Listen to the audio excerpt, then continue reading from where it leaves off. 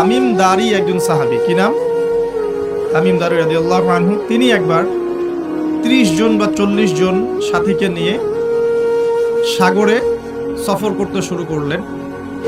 প্রচণ্ড ঝড় আসলো, সাগর তাদেরকে প্রায় 1 মাস সমুদ্রের মধ্যে ঘুরালো। এক পর্যায়ে একটা দ্বীপে তারা নোঙর করতে পারলেন। সেই দ্বীপে তারা একটা প্রাণীকে দেখতে পেলেন, যেই প্রাণীর গায়ে প্রচুর লোম ছিল। কি ছিল? লোম। এত বেশি লোমকূপ যে তার চেহারা কোনটা আর পিছন দিক কোনটা এটা আইডেন্টিফাই করা যাচ্ছে না। এবং বিস্ময়কর বিষয় হচ্ছে এই প্রাণী কথা বলা শুরু করলো। তারা বলল, তোমরা কারা?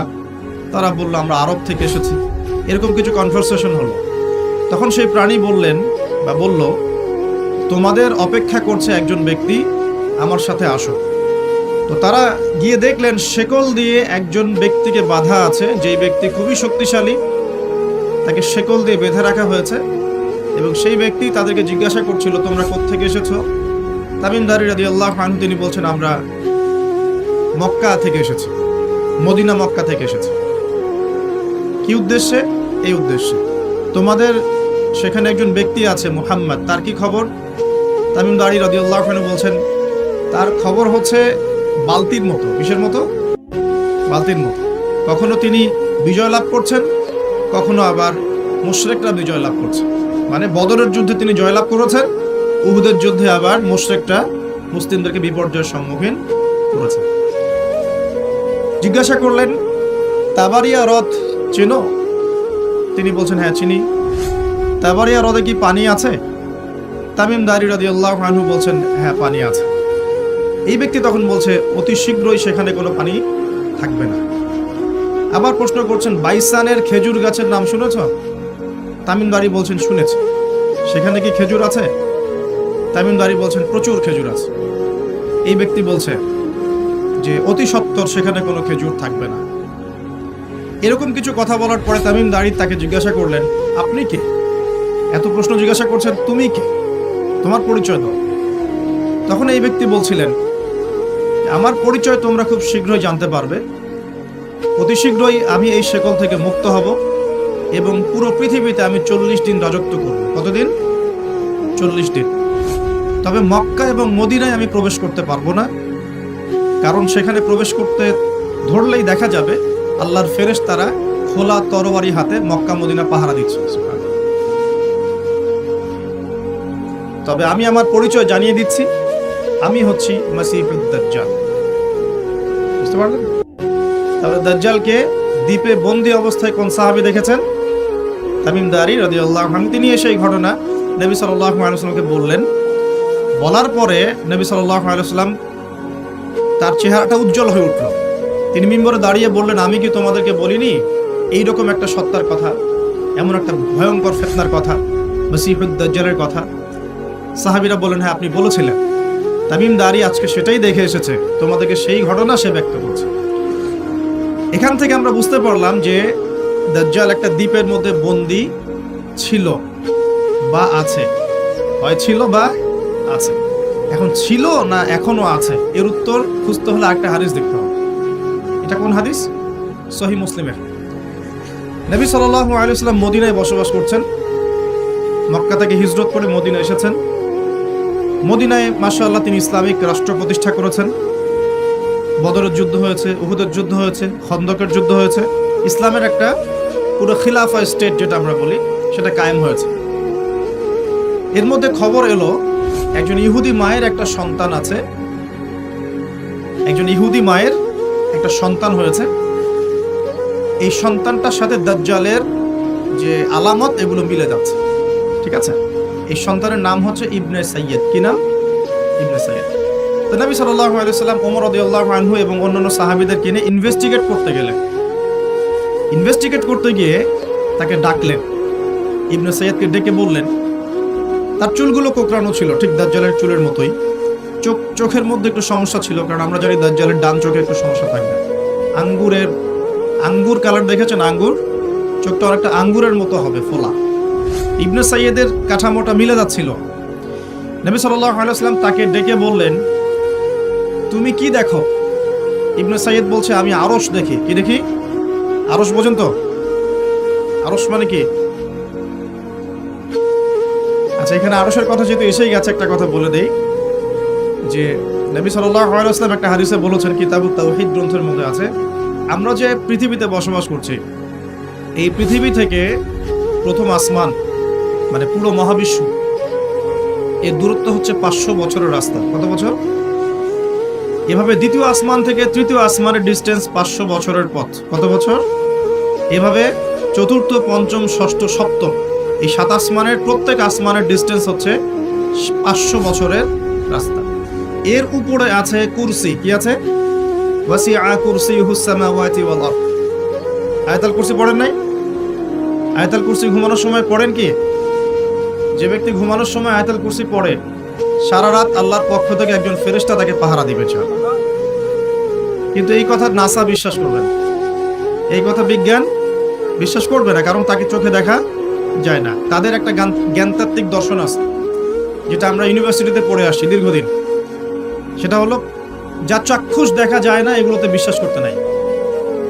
পরীক্ষা নিরীক্ষা পর্যবেক্ষণের মাধ্যমে যখন কোনো সিদ্ধান্ত পাওয়া যাবে সেটাই জ্ঞান, এছাড়া জ্ঞানের কোনো অস্তিত্ব নাই। স্কুল থেকে শুরু করে পিএইচডি ডিগ্রি পর্যন্ত এই দর্শনের উপর ডিপেন্ড করে শিক্ষা নিচ্ছি আমরা সবাই। যা দেখি না বিশ্বাস করবো না। এই কারণে পশ্চিমার আল্লাহকে বিশ্বাস করে না, আল্লাহকে দেখা যায় না। ফেরেশতাকে বিশ্বাস করবে না, বলবে যে বোগাস কথাবার্তা। কোথায় ফেরেশতা দেখা যায়? যা দেখি না বিশ্বাস করবো কেন? আখেরাত দেখি না কেন বিশ্বাস করবো? জান্নাত জাহান্নাম দেখি নাই কেন বিশ্বাস করবো? জিন জাতি দেখি নাই কেন বিশ্বাস করবো? আত্মা বা রূহকে দেখেছেন? রূহ বা আত্মা যেটা নিয়ে চলাফেরা করছেন দেখেছেন? কেন বিশ্বাস? কবরের আযাব কেন বিশ্বাস করবো? এই কারণে তাদের দর্শন যেহেতু প্রোটেস্ট্যান্ট ভার্সনের জ্ঞানে বিশ্বাস করে, চাক্ষুষ দর্শন যেটা সেটাই জ্ঞান, এর বাইরে জ্ঞানের কোনো অস্তিত্ব আছে এটা বিশ্বাস করে না। এই কারণেই তারা ইমানের 6 পিলারের কোনো পিলারে বিশ্বাস করে। আর ইমানের 6 পিলারই কিন্তু গায়েব। গায়েব না? আল্লাহ বিশ্বাস, ফেরেশতায় বিশ্বাস, নবী রাসূলগণ, আসমানি কিতাব, পরকাল, তাকদীর, এগুলো কি দেখা যায়? এমনকি আমরা তো আমাদের নবীজিকেও দেখি নাই, দেখেছি? সাল্লাল্লাহু আলাইহি ওয়াসাল্লাম। আমরা শুধুমাত্র কোরআন দেখছি এবং হাদিসের গ্রন্থগুলো দেখছি, এর বাইরে কিন্তু আমরা কিচ্ছু দেখছি না।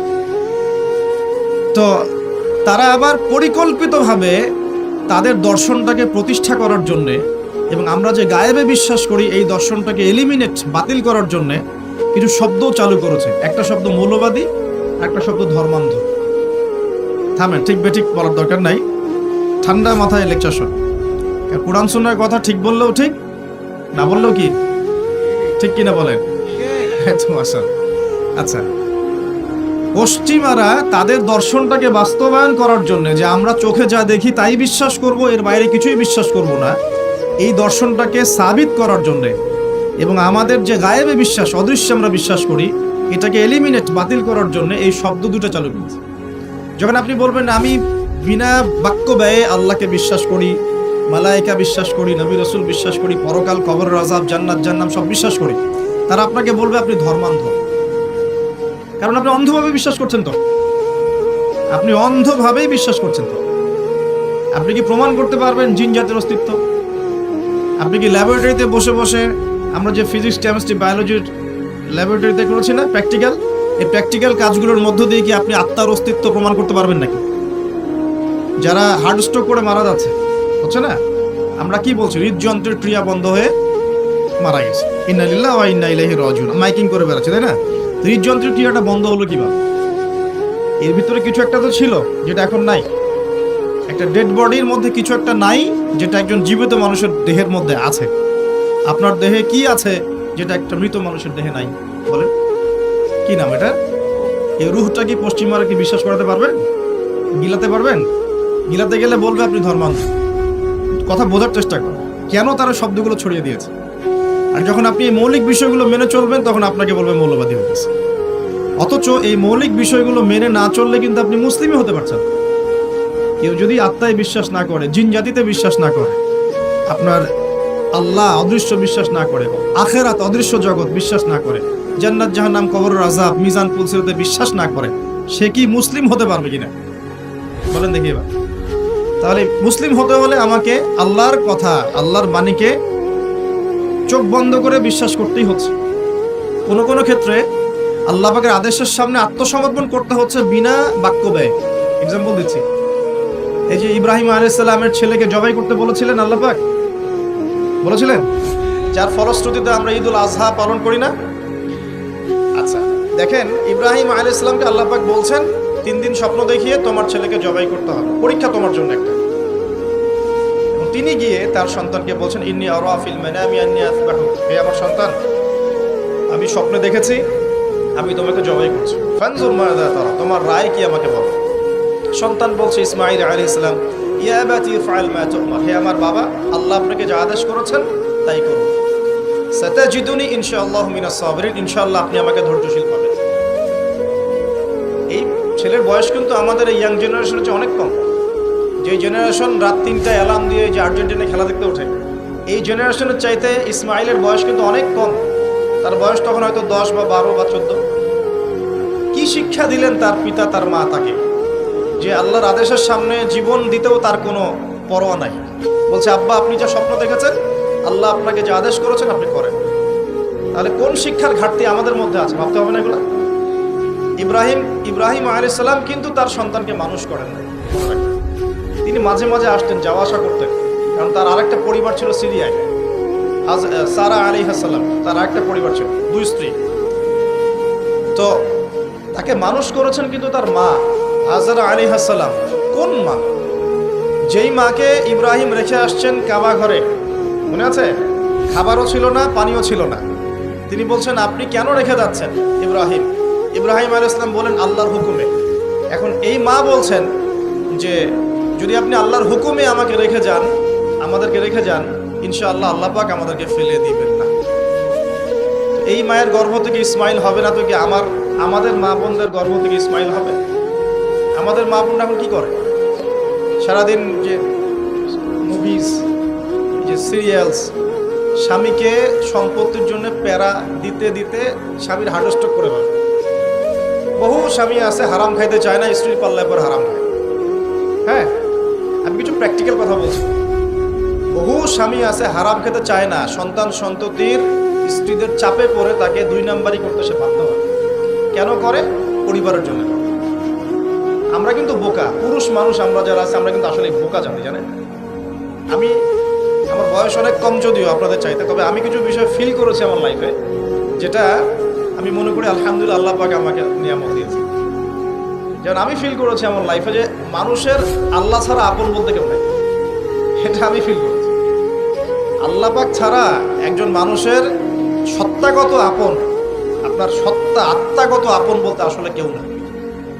যারা আছে আমাদের আশপাশে সবাই সবার স্বার্থে থাকে, সবাই সবার প্রয়োজনে থাকে। প্রয়োজন শেষ হলে আপনাকে চিনবেও না নাকি। আমি যখন ইন্তেকাল করব, এমন হবে 40 দিন পর কেউ আমাদের কবর জিয়ারত করবে কিনা সন্দেহ আছে। এগুলো বাস্তবতা। আর আমরা বোকা কেন জানেন? আমরা এই দুনিয়ার মানুষদের স্বার্থেই, আমার আশপাশের মানুষগুলোর স্বার্থেই সারা জীবন আল্লাহর বিরুদ্ধে চলি, হারাম খাই, সুদ খাই, ঘুষ খাই, দুর্নীতি করে ওদের মুখে হাসি পড়ানোর জন্য। যেই মানুষগুলো আমাকেই চিনবে না পরকালে, দুনিয়াতেই মারা গেলে আমাকে চিনবে না, তো সেই মানুষগুলোর জন্য আমি আল্লাহর বিরুদ্ধে চলে যাই। আমরা বোকা না? আর দেখবেন যেসব পুরুষের সৎ থাকতে চায় তারা শেষ বয়সে খুব একা হয়ে পড়ে। খেয়াল করে দেখবেন, যে পুরুষটা সৎ থাকতে চায় শেষ বয়সে গিয়ে দেখবেন তারা খুব একাকিত্বে ভুগছে আর কি। এখন একটা কমন সমস্যা, এটা অনেক প্রবীণ মানুষ যারা আছেন তারা কিন্তু একাকিত্বে ভোগেন, খুব একাকিত্বে ভোগেন। স্ত্রী দেখছে না, সন্তান খোঁজ খবর নিচ্ছে না, বন্ধু বান্ধবরা নাই, বৃদ্ধাশ্রমে গিয়ে পড়ে আছে। পরিবারগুলোতে এখন পুরুষ নির্যাতন বেড়েছে আর কি। সামনে আসেন, এখন কুরসির পরে কি আছে? এই কুরসির উপরে আছে একটা মহাসাগর। কি আছে? মহাসাগর। নাসা কি বলেছে এখন পর্যন্ত? এই জন্য আমরা কেউ বিশ্বাস করি না। কালকেই যদি দেখবেন নাসা বলে দেয়, হ্যাঁ একটা মহাসাগরের সন্ধান পাওয়া গেছে পৃথিবী থেকে লক্ষ কোটি আলোকবর্ষ দূরে, নাম দিয়ে দিল যে .FM0000mm2, একটা নাম দিয়ে দিল। ওরা তো এরকম নাম দেয় আর কি, তাই না? তখন কিন্তু দেখবেন সারা বিশ্বের মানুষ চোখ বন্ধ করে বিশ্বাস করবে কি না? আমরা কিন্তু আল্লাহর প্রতি চোখ বন্ধ করে বিশ্বাসের জায়গায় এই পশ্চিমাদের উপর এখন চোখ বন্ধ করে বিশ্বাস করি। বুঝেন? এটা কিন্তু শিরক হচ্ছে, এটাও শিরক হচ্ছে। তো একটা কথা মিস করে গেছি, ইব্রাহিম আলাইহিস সালাম জবাই করার যে পরীক্ষায় পড়েছিলেন তখন কিন্তু তিনি প্রশ্ন করেননি আল্লাহকে, আল্লাহ একজন মাসুম বাচ্চাকে কেন জবাই করবো, এর পিছনে যুক্তি কি, এর পিছনে বিজ্ঞান কি, এর পিছনে দর্শন কি? প্রশ্ন করেছিলেন? তিনি একদম সামি'না ওয়া আতা'না, আল্লাহ পাক আদেশ করেছেন, চোখ বন্ধ করে পালন করতে গিয়েছেন। ইব্রাহিম আলাইহিস সালাম অন্ধভাবে আল্লাহর আদেশ মেনে চললেন না? আর ইব্রাহিম আলাইহিস সালাম সবচেয়ে বড় মুসলিম না আমি সবচেয়ে বড় মুসলিম? বলেন, কে এই উম্মার নামকরণ করেছেন মুসলিম? সূরা হজ পড়ে দেখেন, হুয়া সাম্মাকুমুল মুসলিমিন। এই হুয়া মানে কে? মিল্লাতে আবিকুম ইব্রাহিম, ইব্রাহিম আলাইহিস সালামের মিল্লাত, তিনি তোমাদের পিতা, যিনি তোমাদের নামকরণ করেছেন কি? মুসলিম। আর আমাদের আদি পিতা হচ্ছেন আদম আলাইহিস সালাম। তো দেখুন প্রিয় ভাইরা, এই মহাসাগরের উপরে আছে কুরসি, যার কথা আমি বলতে গিয়ে এখানে আসলাম। ইবনে সাইয়্যিদ কি বলছে, সে কি দেখে মনে আছে না ভুলে গেছেন? ইবনে সাইয়্যিদ কে?